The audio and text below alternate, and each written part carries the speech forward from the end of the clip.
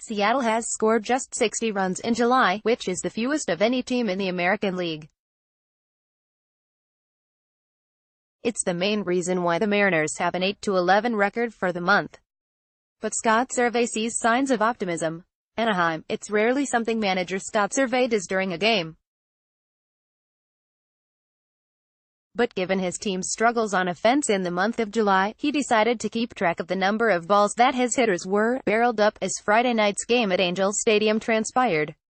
Unfortunately for Servais and the Mariners, several of those hard-hit balls ended up in the gloves of Angels defenders in a 4-3 extra inning loss. Was it at least comforting to know that they were hitting the ball hard? It's very comforting, other than the fact that I was keeping track on my card, he said. I think it's the first time all year I've done it. But I think there were 6 or 7 balls that were hit very well that they made good plays on. It's the big leagues. It's going to happen. Kyle Seager's deep drive to center that was snared on a leaping grab by Mike Trout in Chris Herman's hard ground ball to the right side with runners on first and second that was gloved by a diving Albert Pujols cost the Mariners runs. Those balls don't get caught. It really changes the game, Servais said. But there are some good signs.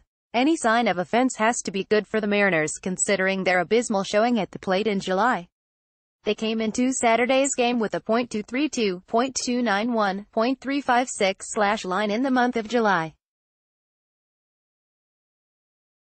They've scored 60 runs in 19 games for a 3.16 runs per game average. No team in the American League has scored fewer runs, 60, or hit fewer homers, 15, in July, while Seattle's batting average and on-base plus slugging percentage during the month are second worst in the AL. The Mariners have scored 3 runs or fewer in 13 games in the month, losing 9 of them. Overall, they are 18-30 when score 3 runs or fewer on the season. The month of July, we've struggled, Servais said. At certain times, we've been a little anxious. You see some at-bats where guys are maybe trying to do too much and maybe get the big hit and start chasing balls out of their zone instead of really driving balls. We haven't been consistent running good at-bats up there to keep that line moving. We haven't 5 or 6 really good at-bats in a row to put a big number up there in an inning. We just haven't been able to do it.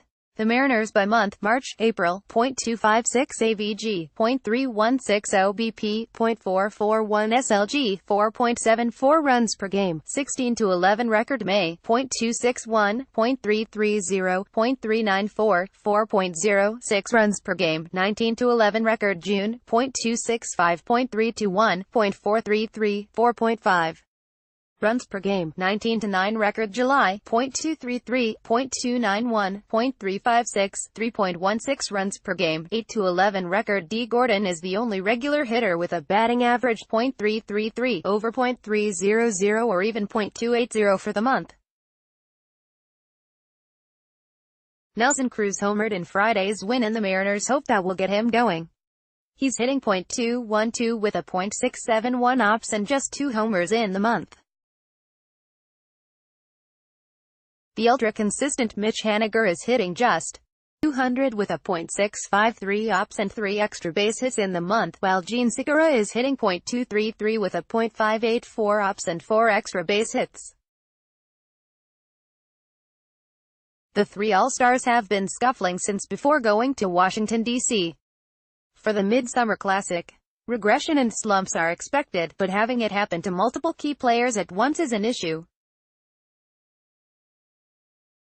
If you look at what we've done in certain segments of the season and you want to look at it in monthly breakdowns, we were very good in the month of May. We had a really good month of June and we've cooled off in July, Servais said.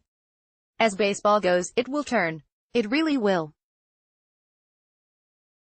I thought we saw some good signs last night. Will Pax's back allow him to be back? James Paxton woke up on Saturday morning with no discomfort in his lower back, which is a good thing for the Mariners and the big lefty. After throwing a 32-pitch bullpen session on Friday, Paxton's return to the rotation hinged on him having no discomfort in his lower back the following day. No issues, he said before heading out to play catch. Unless something changes, I should be ready to go for Monday. Paxton would face the AL West leading Astros in the homestand opener at Safeco Field.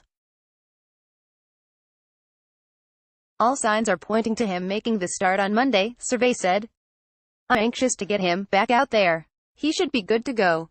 We'll monitor him. I don't think you'll see him throw 110 to 115 pitches, but it will be good to get him back.